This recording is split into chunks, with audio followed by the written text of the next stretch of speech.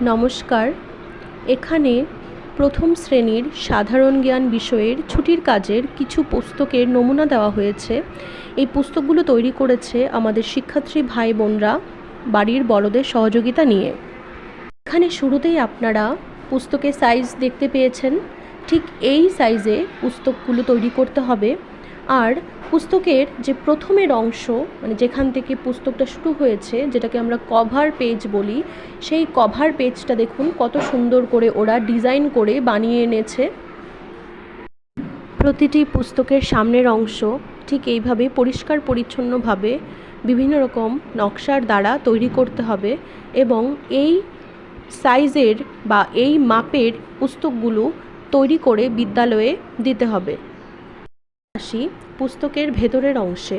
পুস্তকের ভেতরের অংশগুলো আমাদের শিক্ষার্থী ভাই বোনরা মা বাবাদের সাহায্য নিয়ে অনেকেই এঁকেছেন, আবার অনেকেই কম্পিউটার থেকে সেই ছবিগুলো বের করে সুন্দর করে ছবিগুলো প্রত্যেকটি পেজে লাগিয়ে দিয়েছে।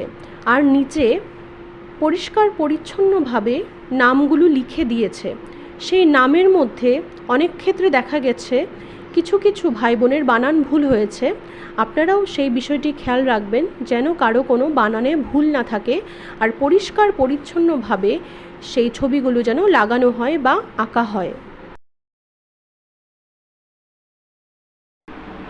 কিছু কিছু শিক্ষার্থী বাংলা, গণিত এবং আঁকার খাতায় সাধারণ জ্ঞান বিষয় করে নিয়ে এসেছে।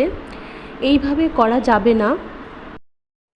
আশা করি আপনাদের মধ্যে যথেষ্টই ধারণা হয়েছে। প্রত্যেকেই মোটা কাগজে পুস্তকটি তৈরি করার চেষ্টা করবেন। পুস্তকের সঠিক মাপে পুস্তকটি তৈরি করবেন। বাংলা, গণিত এবং আঁকার খাতায় কেউ পুস্তক তৈরি করে পাঠাবেন না। পুস্তকের কভার পেজ, মানে যেটা সামনের অংশ, সেই অংশ বিভিন্ন রকমের নকশা দিয়ে তৈরি করবেন। শিক্ষার্থীর নাম লিখে দেবেন। পুস্তকের ভেতরের অংশে ছবি লাগানোর পর বর্ডার এরিয়াতে বিভিন্ন রকমের নকশা তৈরি করে দিতে পারেন।